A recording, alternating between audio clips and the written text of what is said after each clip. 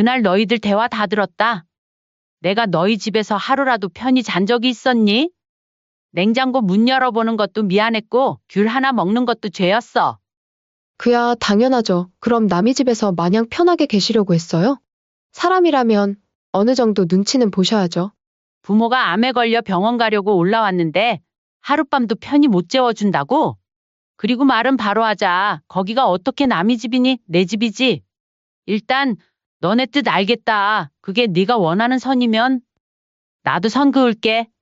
아무리 어머님이 주신 집이라도요. 솔직히 요즘 세상에 부모님이 자식 집에서 자주 오는 거 별로 좋아하지 않잖아요. 저희는 저희 생활이 있는 거고. 그래, 내 말이 맞아. 요즘 세상엔 부모와 자식이 서로 불편하게 지내는 게 당연한가 보다. 나도 이제 내 생활을 찾으려고. 자식이 날 밀어냈으니 나도 그만 손 놓을게. 이번 사연의 주인공은 서산 시골에서 외롭게 살아가는 72세 이명자 씨입니다. 담도암 수술 후 2개월마다 서울 대학병원에 정기검진을 받아야 했죠. 말이 쉽지 충남 서산에서 서울까지의 거리는 결코 가깝지 않았습니다. 왕복 4시간, 아침 일찍 출발해 저녁 늦게 돌아오는 하루 일정이 몸에 무리가 된다는 걸 알기에 병원에 가는 날이면 아들 집에서 하루를 묵곤 했습니다. 사실 그 아파트는 원래 명자 씨 명의였습니다. 아들이 결혼할 때 적금 한 푼 없이 맨손이었기에 고생하며 모은 돈과 자신의 집을 팔아 강동구의 아파트를 장만해 선물했던 겁니다.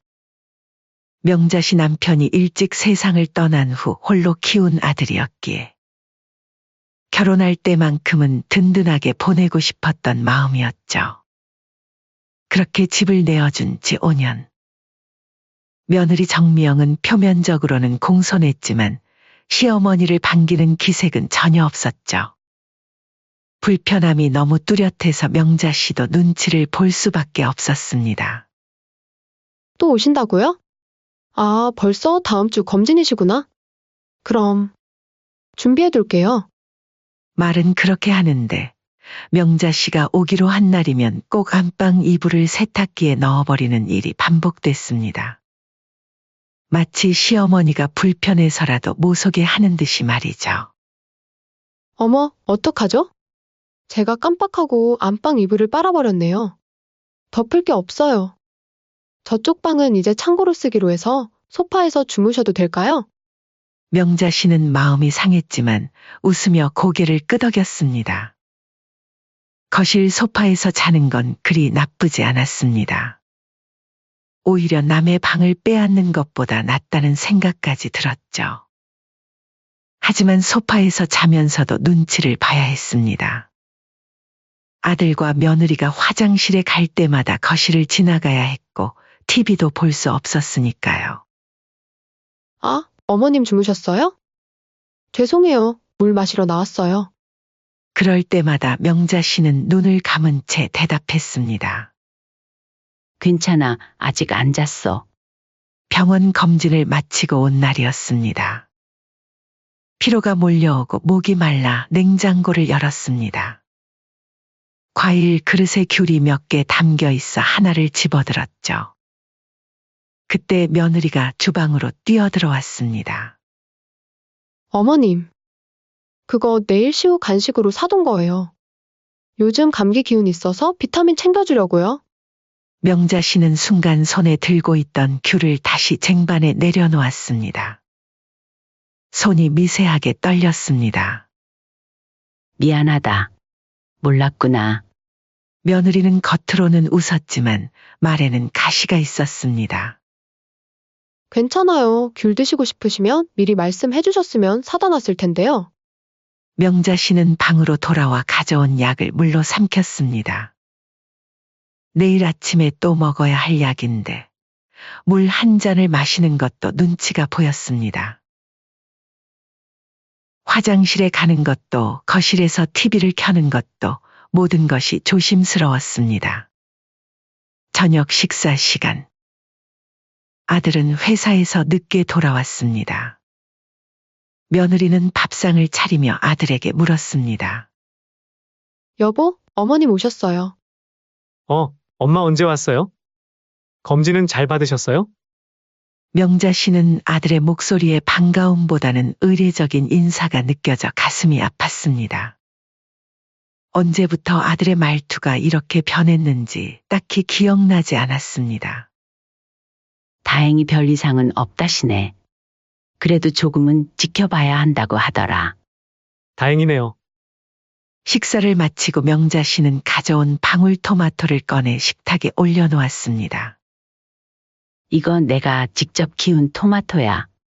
며느리는 고개를 끄덕였지만 별 관심을 보이지 않았습니다. 명자 씨는 다시 소파로 돌아와 담요를 덮고 누웠습니다. 캄캄한 거실에서 불빛 하나 없이 눈을 감았지만 잠은 오지 않았습니다. 귤 하나에도 허락이 필요하고 하루 자는 것도 눈치 봐야 하네. 명자 씨는 몸을 옆으로 돌려 소파 등받이를 향해 누웠습니다. 마치 죄인이 된 것만 같은 기분을 느꼈죠. 시계는 밤 10시를 가리키고 있었습니다. 아직 자기에는 이른 시간이었지만 명자 씨는 일부러 일찍 누웠습니다. 아들 내외가 불편해할까봐 거실을 빨리 비워주고 싶었던 마음이었죠. 소파에 눕자 등과 허리가 뻐근했습니다. 담도암 수술 후 몸이 예전 같지 않았지만 불평할 처지는 아니라고 생각했습니다. 그래도 내 새끼 잘 사는 모습 보니 다행이지. 명자 씨는 그렇게 스스로를 위로하며 눈을 감았습니다. 세상에 부모된 마음이 다 그렇듯 자식이 잘 되길 바라는 마음뿐이었으니까요. 하지만 명자 씨가 모르는 사이 안방에서는 그녀의 운명을 바꿀 대화가 오가고 있었습니다. 밤 11시 거실 소파 위에서 명자 씨는 연신 뒤척였습니다. 등이 아프고 목도 뻐근했지만 그건 단단한 소파 때문만은 아니었죠. 마음이 더 아팠습니다. 귤 하나도 마음대로 먹지 못하는 이 집에서 과연 자신의 자리는 어디인지 생각하니 가슴이 먹먹해졌습니다. 잠이 오지 않아 천장만 바라보고 있는데 안방에서 대화 소리가 들려왔습니다. 처음에는 무심코 들었지만 곧 귀가 쫑긋해졌습니다. 며느리의 목소리였습니다. 당신은 진짜 몰라서 그래? 어머님 오시면 난 이틀 전부터 청소하고 냉장고 치우고 하루 종일 신경 곤두서. 솔직히 지칠 때가 많아. 명자 씨는 호흡을 멈췄습니다. 청소기 소리에 놀라 깨었던 아침이 떠올랐습니다. 며느리가 부산하게 움직이며 집안 구석구석을 닦고 있었죠. 그때는 며느리가 부지런하다고만 생각했는데 자신 때문이었다니. 그래도 어머니가 아프신데 어쩔 수 없잖아. 어쩔 수 없긴 당신 누구 편이야? 내 편 아니야? 당신이 딱 잘라 말해서 어머니 모속에 해야 될 거 아니야? 아니, 나도 그때 말했었는데 엄마가 눈치 없게 계속 오시겠다잖아. 여보, 요즘 대학병원 주변에 깨끗한 모텔 많잖아. 제발 이젠 그냥 병원 근처 모텔 하나 잡아드리자. 솔직히 말하면 그냥 남처럼 지내고 싶어. 명자 씨의 심장이 쿵 내려앉았습니다. 남처럼. 그 단어가 가슴을 찔렀습니다. 자신이 낳고 기른 아들의 집에서 자신은 이제 남이 되어 있었습니다. 명자 씨는 숨죽여 아들의 반응을 기다렸습니다. 분명 아들은 반박할 것이라 믿었죠. 침묵이 흘렀습니다. 너무 길게 느껴지는 침묵. 그리고 아들의 목소리가 들려왔습니다. 그래, 너 말이 틀리진 않지. 엄마도 사실 좀 불편해 보이긴 해. 다음부터는 그렇게 하자. 모텔. 내가 한번 날 잡고 말씀드려 볼게. 명자 씨는 심장이 멎는 것 같았습니다. 자신이 그토록 아끼고 사랑했던 아들이 그토록 권했던 손자를 안겨준 며느리가 이제는 자신을 불편한 존재로 여기고 있었습니다. 그것도 이제는 남으로 취급하고 있었습니다.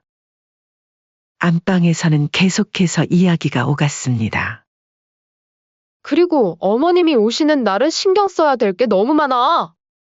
눈치도 없으시고 말이야. 어제도 냉장고 열어서 귤 꺼내시는 거 봤어? 내가 얼마나 놀랐는지 몰라. 시후 감기 걸려서 내일 먹이려고 특별히 사둔 건데. 명자 씨는 눈을 질끈 감았습니다. 귤 하나가 이렇게 큰 문제였을 줄이야. 며느리는 계속해서 불평을 쏟아냈습니다. 그리고 이불도 그렇고. 솔직히 우리 이불 다른 사람이 덮고 자는 것도 별로야. 아무리 시어머니라도. 명자 씨는 이불을 머리끝까지 끌어올렸습니다. 눈물이 볼을 타고 흘러내렸습니다. 자식을 위해 희생한 세월이 주마등처럼 스쳐 지나갔습니다. 남편 없이 홀로 키우느라 허리가 휜 날들, 학비를 마련하기 위해 밤낮 없이 일한 시간들, 그리고 아들의 결혼을 위해 모아둔 전 재산을 내어준 그 순간까지.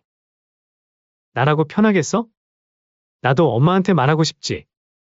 근데 서운해하실 것 같아서 그래. 괜히 삐져서 집 준 거 도로 뺏어간다고 할 수도 있잖아.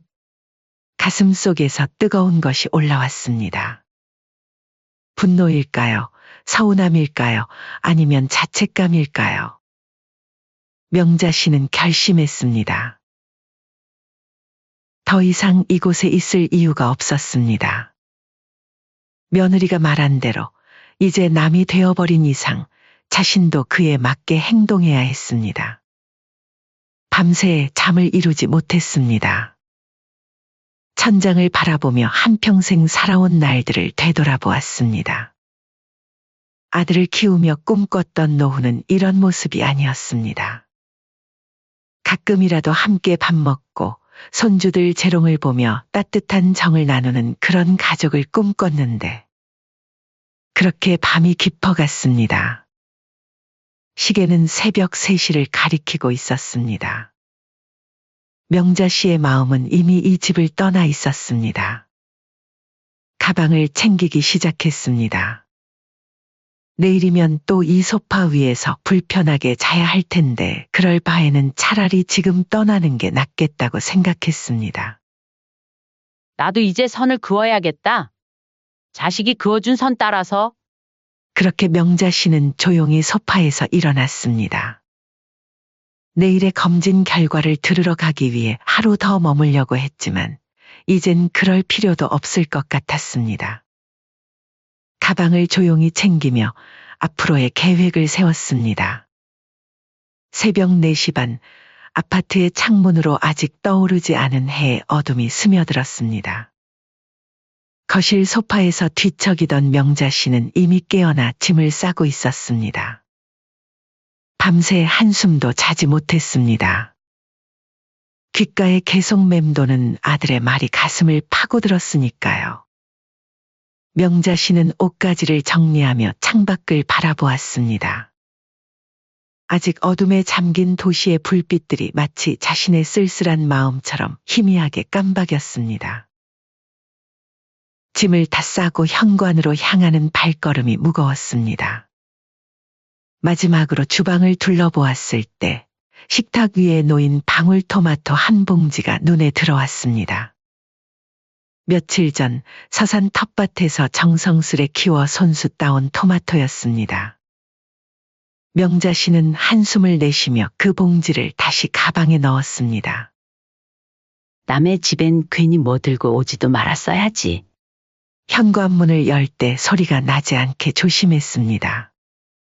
문이 닫히는 소리와 함께 명자 씨의 마음도 닫혔습니다.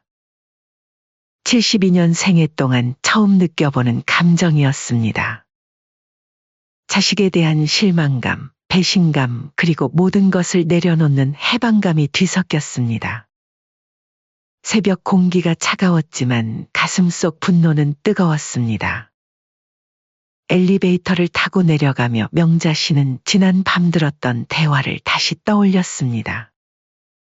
남처럼 지내고 싶어라는 며느리의 말, 그리고 이에 동조하는 아들의 말들. 평생 자식을 위해 살아온 어머니에게 그보다 더 큰 상처는 없었습니다.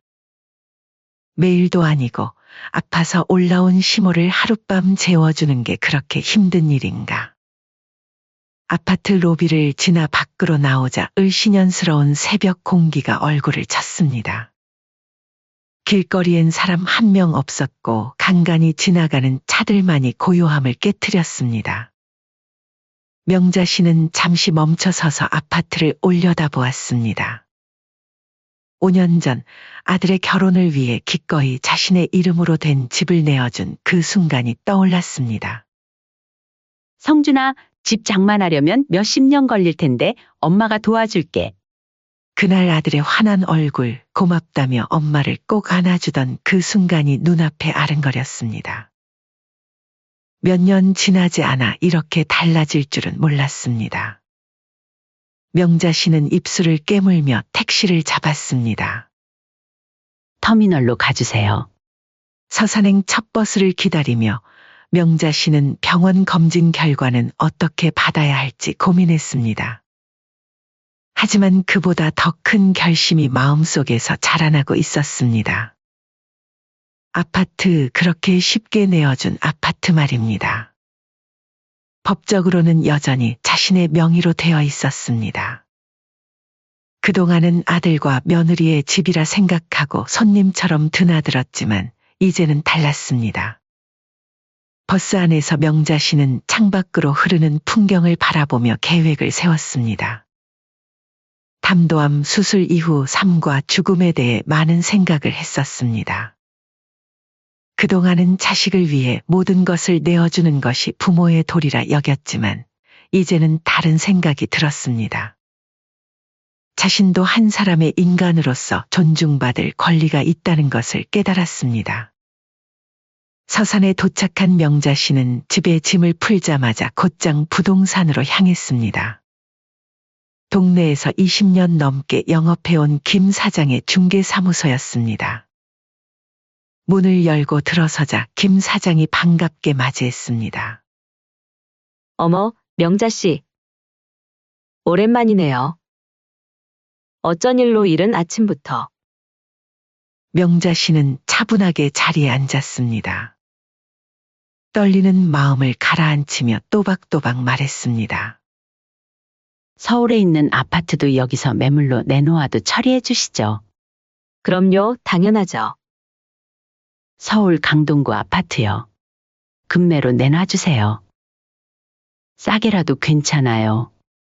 김 사장은 놀란 눈으로 명자 씨를 바라보았습니다. 아니, 그 좋은 아파트를요? 아드님 살고 계시는 곳 아닌가요? 강동구면 요즘 집값도 많이 올랐는데. 네, 맞아요. 그런데 이제는 정리할 때가 됐어요. 무슨 일 있으셨어요? 갑자기 이러시니. 집으로 돌아온 명자 씨는 장롱 깊숙이 보관해둔 서류 상자를 꺼냈습니다. 그 안에는 아파트 관련 서류들이 깔끔하게 정리되어 있었습니다. 등기부등본, 취득세 영수증, 그리고 아들에게 건넨 적 없는 증여계약서까지. 법적으로는 여전히 모든 것이 명자 씨의 명의로 되어 있었습니다. 옆에는 오래된 앨범도 있었습니다. 명자 씨는 앨범을 펼쳐보았습니다. 아들의 첫돌 사진, 초등학교 입학식, 대학 졸업식, 그리고 결혼식 날 찍은 가족 사진까지. 사진 속 모두가 환하게 웃고 있었습니다. 명자 씨는 그 사진들을 보며 천천히 손편지를 쓰기 시작했습니다. 성준아, 나도 내가 이런 결정을 내리게 될 줄은 나도 몰랐다. 펜을 쥔 손이 떨렸지만 명자 씨의 마음은 확고했습니다. 평생 자식만 생각하며 살아왔지만 이제는 달랐습니다. 귤 하나 마음대로 먹지 못하고 남처럼 취급받는 곳에서 더 이상 엄마로 존재할 이유가 없었습니다. 며칠 후 아들 부부는 등기 우편으로 집 매각 통보와 함께 명자 씨의 손편지를 받았습니다. 갈색 봉투 안에는 매각 진행 통지서와 함께 푸른색 편지지가 들어 있었습니다. 편지에는 이렇게 적혀 있었습니다. 이제 나도 너희처럼 하련다. 남처럼 지내자 했지? 그럼 그 집도 남한테 줄게. 내 정이 떠났으니 그 집도 정리하마. 오래 살았으니 아쉬울 수도 있겠지만 내가 너희에게 해준 것처럼 너희도 할 수 있을 거야. 편지를 읽은 아들의 얼굴이 하얗게 변했습니다. 떨리는 손으로 아내에게 편지를 건넸습니다. 며느리는 믿을 수 없다는 눈으로 편지를 읽고는 소리를 질렀습니다. 이게 무슨 소리야? 어머님이 왜 갑자기 이러시는 거야? 당신 뭐 잘못했어? 아들은 머리를 감싸지며 한숨을 내쉬었습니다. 그날 밤의 대화가 떠올랐습니다. 아내와 나눈 대화, 모텔에 대한 이야기. 설마 그걸 엄마가 들었단 말인가? 아들은 얼굴이 새파랗게 질렸습니다. 미영아, 어쩌면 엄마가 우리 대화를. 두 사람은 서둘러 차에 올라탔습니다. 서산으로 향하는 길, 아들은 계속해서 전화를 걸었지만 명자 씨는 받지 않았습니다. 3시간의 긴 운전 끝에 그들은 서산 시골집 앞에 도착했습니다. 당황한 얼굴로 현관문을 두드렸습니다. 엄마! 문 좀 열어봐요. 엄마! 한참 후에야 문이 열렸습니다. 명자 씨는 평소와 다름없는 모습이었지만 눈빛은 달랐습니다. 더 이상 흔들림이 없었습니다. 웬일이니? 갑자기 찾아오고 엄마! 이건 너무하잖아! 우리가 뭘 그렇게 잘못했다고! 명자 씨는 담담하게 대답했습니다. 그날 대화 다 들었다. 내가 너희 집에서 하루 편히 잔 적이 있었니? 냉장고 문 열어보는 것도 미안했고 귤 하나 먹는 것도 죄였어. 그게 네가 원하는 선이면 나도 선 그을게. 아들은 말문이 막혔습니다. 그제야 자신들의 행동이 얼마나 서운했을지 깨달았습니다.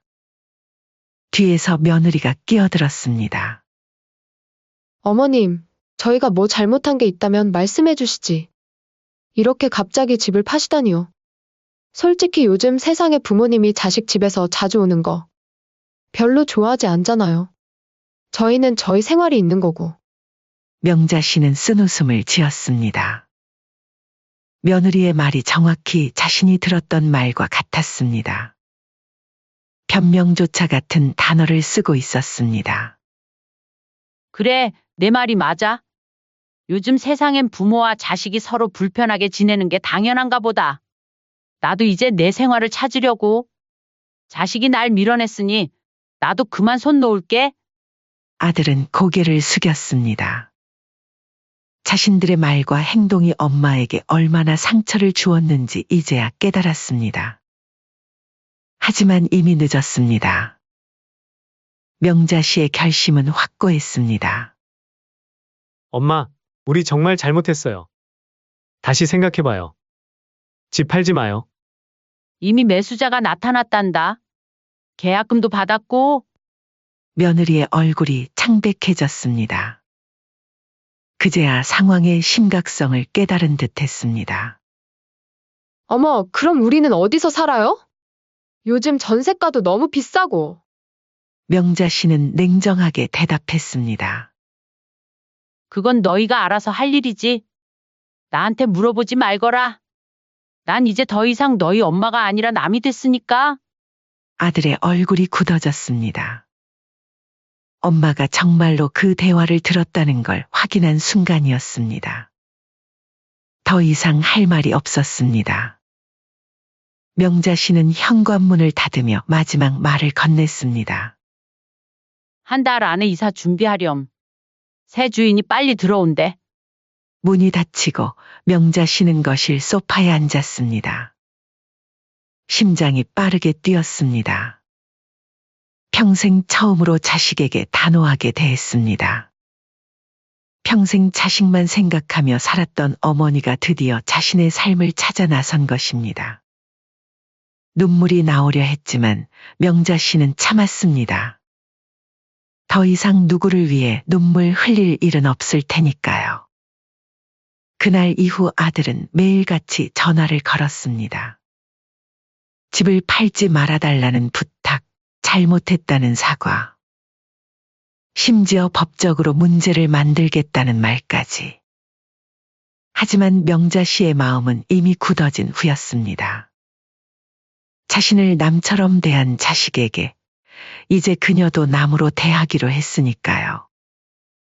내 인생에서 더 이상 눈치 보며 살고 싶지 않구나.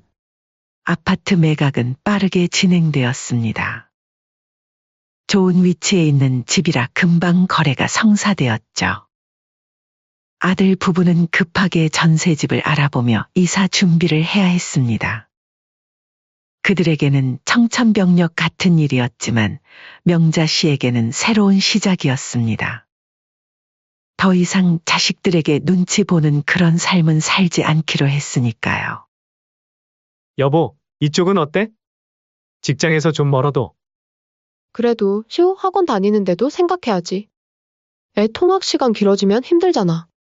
며느리의 목소리에는 피곤함이 묻어났습니다. 아들은 짜증을 내기보다는 침묵했습니다. 이제야 자신들의 행동이 얼마나 잘못되었는지 깨달았지만 이미 엎질러진 물이었습니다. 몇 번이고 엄마에게 전화를 걸었지만 명자 씨는 단호했습니다. 성준아, 계약금까지 다 받은 지가 언젠데. 돌이킬 수 없어. 그럼 다시 다른 곳으로 구해주면 되잖아요. 보태주시던가. 그리고 그날 우리 진짜 그런 의도 아니었어요. 그냥 그날 좀 피곤해서. 피곤해서 그랬다기엔 맨날 그러지 않았니? 너희 의도 잘 알았으니까 앞으로는 거리를 좀 두면서 지내자. 2개월 후 명자 씨는 다시 서울 대학병원으로 검진을 받으러 올라왔습니다. 이번에는 아들 집에 들를 필요도 없었습니다. 병원 근처에 있는 모텔을 미리 예약해 두었죠. 검진을 마치고 모텔로 향하는 길, 명자 씨는 아들 부부가 살던 아파트 근처를 지나가게 되었습니다. 낯선 사람들이 이사 짐을 옮기는 모습이 보였습니다. 새 주인들이었겠죠. 잠시 가슴이 아팠지만 이내 마음을 다잡았습니다. 모텔에 도착한 명자 씨는 체크인을 했습니다. 깔끔한 객실이었습니다. 작았지만 필요한 모든 것이 갖춰져 있었죠. 창밖으로는 서울의 야경이 펼쳐졌습니다. 침대에 앉아 창밖을 바라보며 자판기에서 뽑은 커피를 한 모금 마셨습니다. 조금 써도 괜찮네. 맘대로 마실 수 있으니까. 명자 씨는 처음으로 누군가의 눈치를 보지 않고 편안하게 쉴 수 있었습니다. 냉장고에서 물을 꺼내도 TV 소리를 조금 키워도 부담스럽지 않았습니다. 담도암 수술 후 체력이 예전 같지 않아 조금 일찍 자리에 누웠습니다. 다음 날 아침 명자 씨는 일찍 일어나 창밖의 햇살을 맞이했습니다. 오늘은 검진 결과를 받는 날이었습니다. 병원으로 가는 길, 명자 씨의 핸드폰이 울렸습니다. 아들이었습니다. 짧은 고민 끝에 전화를 받았습니다. 엄마, 오늘 검진 결과 받는 날이죠? 제가 병원으로 갈게요. 괜찮아. 혼자서도 잘 알 수 있다. 그동안 한 번을 신경 안 써주고 새삼스레 왜 그러니? 왜 또 과거 얘기를 하고 그러세요? 그냥 데리러 갈게요. 명자 씨는 한숨을 내쉬었습니다. 성준아, 이제 와서 그러지 마. 나 지금 모텔에 있어. 너희가 원하던 대로 됐잖아. 전화 속에서 아들의 침묵이 이어졌습니다.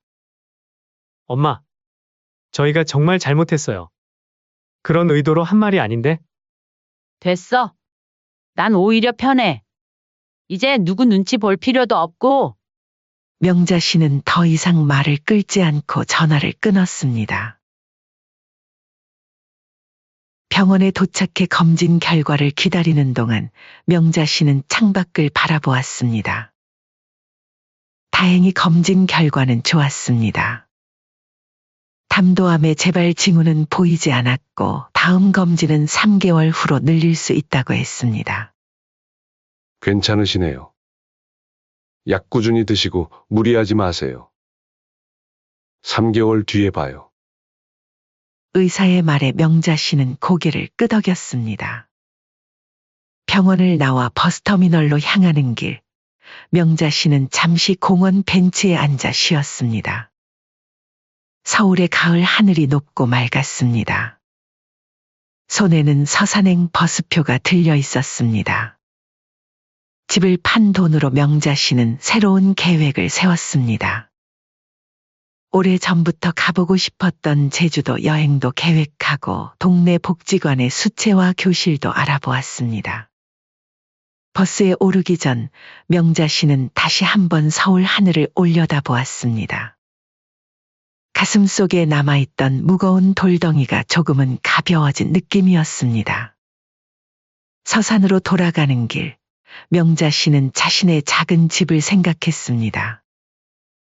크지는 않지만 자신만의 공간이 있다는 것이 얼마나 값진지 새삼 깨달았습니다. 모텔이라고 했지만 생각보다 편하네. 소파보다 낫더라고. 명자 씨는 눈을 감고 버스의 흔들림에 몸을 맡겼습니다. 이제부터는 내 맘대로 살아볼란다. 그게 누구 눈에는 미운 짓으로 보일지 몰라도 어쩔 수 없지. 명자 씨의 입가에 잔잔한 미소가 번졌습니다. 서산으로 향하는 버스 창밖으로 석양이 붉게 물들고 있었습니다.